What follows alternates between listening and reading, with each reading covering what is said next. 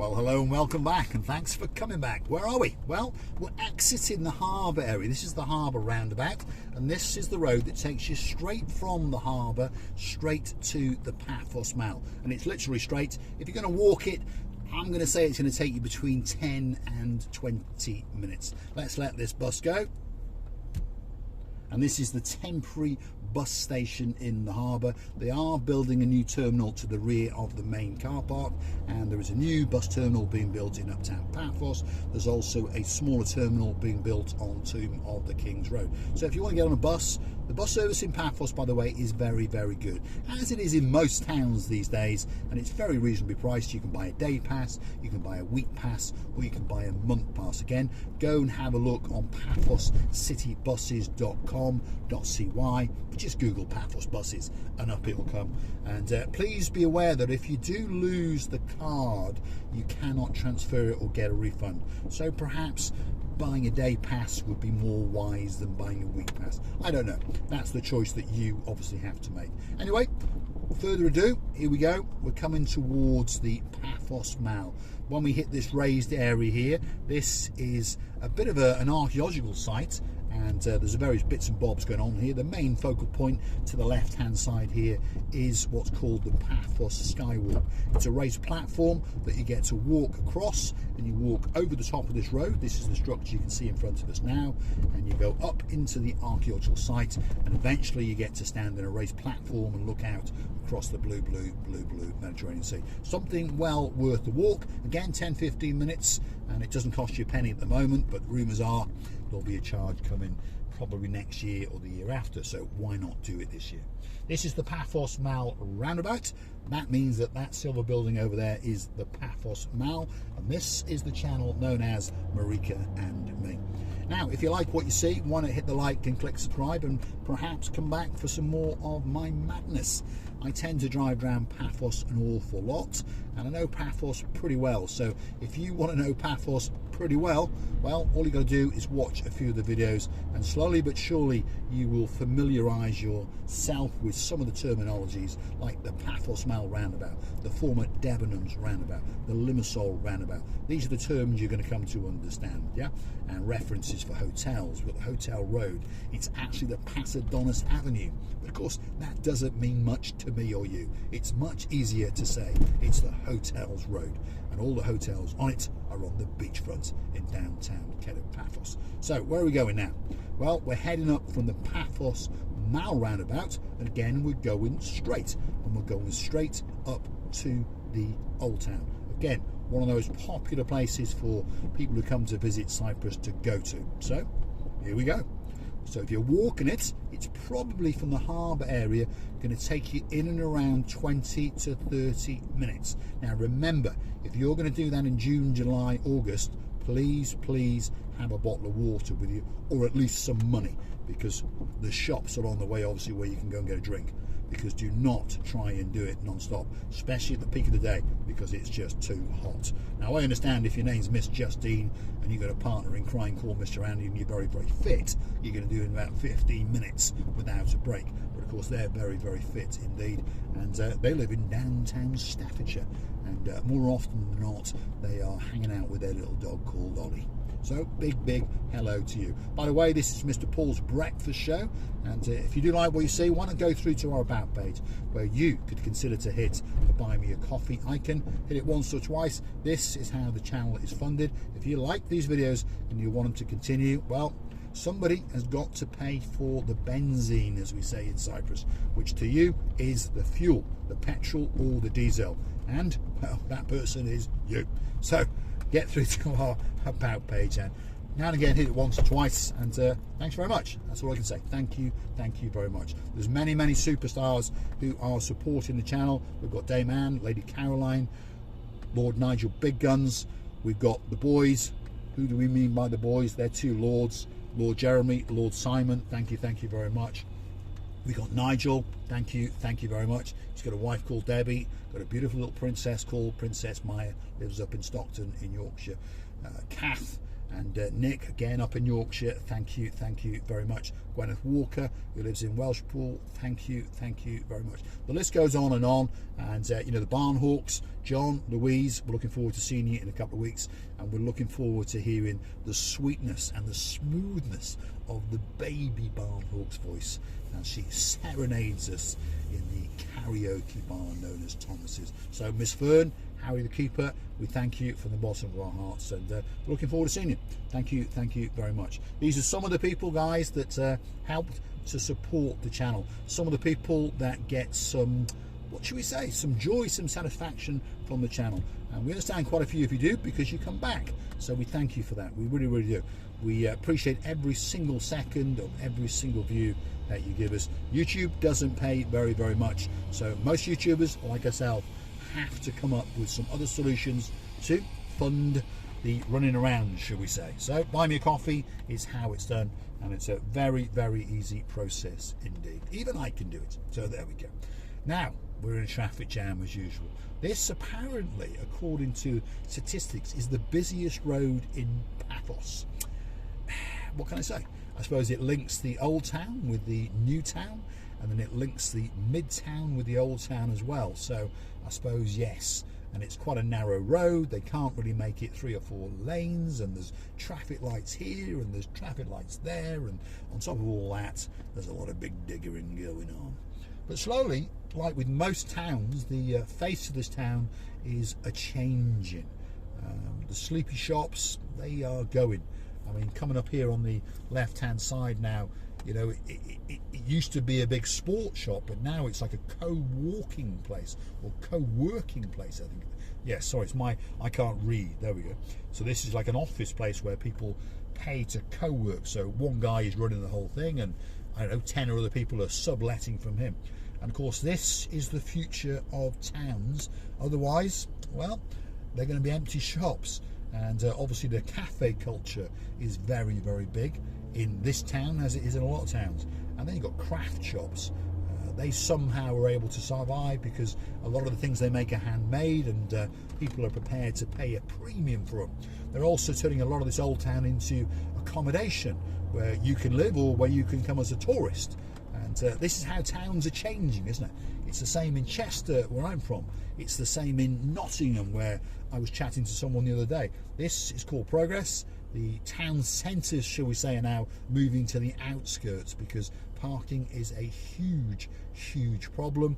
And the governments of the world, well, they're trying to make money, so they want to charge everyone to park. So the big shops understand that, so they move out of town where you get free parking, they get cheaper rents, they get cheaper rates. Yeah, it's win-win.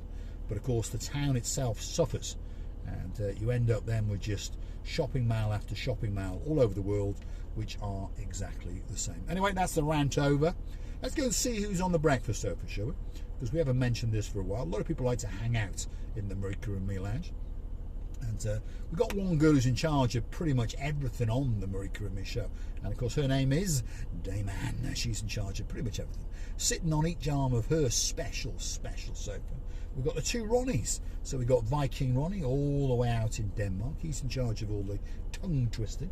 So a good morning to you. And on the other arm we've got the Commissioner. We've got the Chief Constable of Ronnies all the way up in Scotland. And he's in charge of all the policing. So if I go through red lights, Miss Andrew, don't worry about it.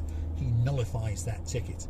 He phones Captain Stavros in the police department in downtown Paphos, and he says, hey, that's Mr. Paul.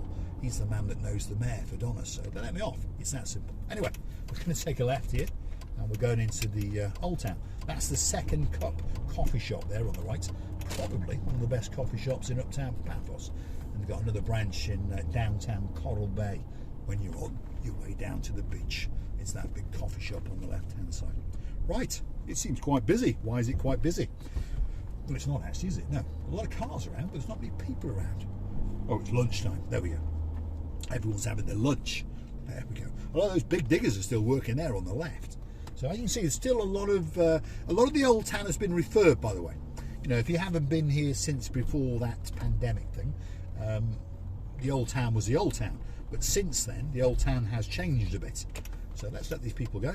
There's no harm in being courteous, is there? No harm. It doesn't cost you a single penny. I'm not in a big rush, and you never know. They might even think, I wonder if that blue idiot in that blue... Well, I am all dressed in blue, so I'm a blue idiot, yeah. I wonder if that idiot all dressed in blue is that Mr. Paul. We'll go and find that channel, and perhaps we'll hit the like, and perhaps we'll subscribe. This could be a cunning way of how we get new subscribers, or family members, as we like to call them. Anyway, sitting on that sofa with Dame Anne, there is a star, and she is a star. She is probably the greatest lawyer in downtown Poland, and she's the girl in charge of all of the legalities on Marika and Me. She's the girl that checks what we say and what we do to make sure that YouTube doesn't get upset.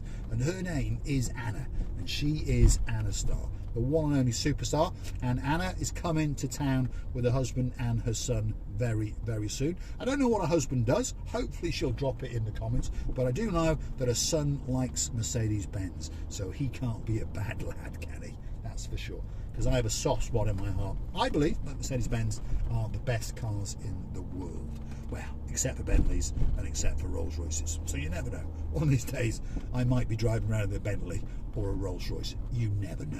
It's possible. I might win the lottery. No, I won't. But Miss Andrea is trying the lottery. That's Miss Andrea of Miss Andrea and Mr. Mart fame. So Andrea Mart YouTube channel, wiggling and waggling in and around downtown Northup. Go and have a look. Talking about YouTube channels, you've got Ness and Andy's channel. They're wiggling and waggling in and around Shropshire, popping into Wales and all these kind of places. They even went to Ruthin the other day, which is my hometown. I was born in Ruthin. There was a hospital. I'm old, remember. There was a hospital then, and I was born in Ruthin. I was educated in a small private school called Arden School, which I think has gone. And then I was educated in Ruthin School, which is still there. Yes, the big school, the posh school, as they call it. I was educated there. Did a few little flips abroad with my parents to Egypt and those kind of things, but then we returned to Ruthin. So I'm born and bred in Ruthin, and I do love Ruthin, although, well, I don't live there anymore. But you never know. I may die there. You never know. I know a lot of people would like to die right now, but it's not coming just yet. There's a few more years in me yet. I promise you, Paul, with a small R. So if you want to annoy me, you could try, and I'll annoy you even more. Thanks very much. There we go. Right, we've come through the oldish town, as you can see, and well, there's a lot of big diggering going on. And I tell you what, as a little treat, we'll do a U-turn here because you can, because there's no sign saying you can't, and we'll go and see what's going on. Yeah, because it's all been, well, mucked around with quite a bit. And you can see there's still a lot of work to be done. Some of these shops are still going to be refurbed. I mean, look at that beautiful wall there. That's been all regrouted and rechipped and blah, blah, blah. Nice. Look at these. They're all nice. All been painted up. So it's looking very, very nice. And I promise you, if you come down here in the mornings, there is a bit of a hustle and there is a bit of a bustle and a nice vibe. And there's an awful lot of nice gift shops and craft shops and that kind of thing. May as well let these people go.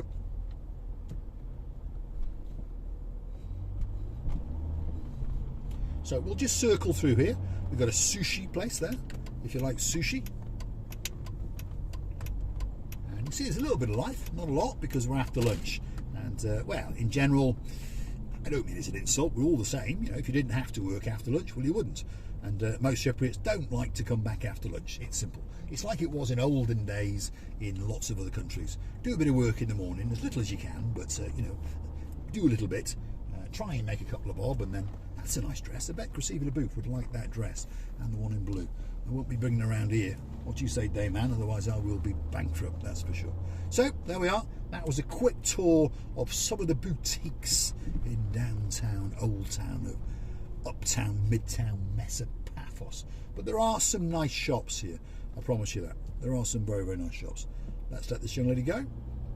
You know, she's probably going back from a lunch. She's probably going back to an office somewhere and probably going to work. So let's let her go. I'm not in a big rush. I work for myself, so you know, I work whenever I want. Often work long hours. Don't be thinking I'm lazy or anything like that. Often can be up early in the morning. Here's a little story for you to show you that I'm not a bad guy. Anyway, you've heard me mention there's a lady who's got a black Mercedes convertible, and we've had a rummage in her wallet quite a few times, don't get me wrong, because there's always something wrong with this car, and we've had a very, very good rummage in that car. Anyway, we had a rummage in that wallet not that long ago, And the lady decided to go off to Athens with her husband for a holiday, which she'd not been to. She'd been to all the Greek islands, but she decided to go to Athens. So anyway, she's gone to Athens and she drove to Larnaca Airport, parked up in a hotel, stayed overnight, and no problems. But the next morning, when she went to her car and switched it on, got what, I think it was 6 miles to go to the airport, and the car drove fine. But the little engine warning light on, that little yellow thing that says, ooh, something's wrong, that little light designed to scare the living daylights out of you, that little light that tells you your wallet's going to get battered, yeah, that little light. So she phoned me up because she's all a panic. And I said, well, leave it at the park and ride, and when you come back, hopefully it'll be fine. And she goes, oh, I'm concerned. I said, yeah, I haven't finished yet. You go off on your holiday, and I understand you're going to worry all week on your holiday. And am I car going to start? Is it going to break down? Those kind of things. And but I don't want you to worry, because what I want you to do is go and enjoy your holiday, and then when you come back, don't forget the day before, message me, because you've said you'll be back in Larnaca about 3 o'clock. So you message me the day before to remind me, because it doesn't mean a lot to me, that date, okay, the 5th or whatever it is. So you message me the day before, and I promise you that I will come down to Larnaca and we will escort you back. So you will drive your car, and we will follow you in convoy, just in case you break down, because we don't want her to break down and be an unhappy lady. But and she was, well, I think there was a tear, and I could hear her husband in the background saying thank you, because obviously it was going to destroy their holiday. That thought of coming back and perhaps the car not starting, or even worse, on the highway halfway home at 6 o'clock at night as it's starting to go dark and your car breaks down. So I'm not trying to say I'm a saint, I'm not, because I'm going to have a very good rubbish in her wallet, I think you understand. And I know there's a Mr. Andy who is a Land Rover parts specialist, and I'm pretty sure he's having a chuckle to himself now. He's thinking, yes, he is a nice guy, but at the same time, oh my God, he's going to have a good look in that wallet. I am, Mr. Andy, I certainly am. It's going to be a couple €100 just for that inconvenience, that's for sure. Anyway, there we go.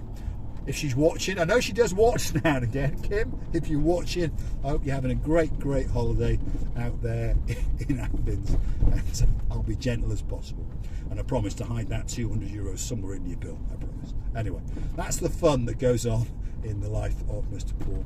You can't take life too seriously. If you do, well, you'll end up to be a grumpy old man, that's for sure. And there's one thing, I'm going to end up an old man, but I won't be grumpy. I will be chuchka dancing down a promenade somewhere when I'm 85, that's for sure. Rusivia LaBouffe will be looking as beautiful as ever. And on that note, I'm going to say thanks for watching. And if you do like what you see, want to hit the like, click subscribe, and perhaps come back for some, well, what can you call it? Insanity, isn't it? Thanks very much. See you in the next one. I haven't got a clue where I am, by the way. Well, I do actually. See you in the next one.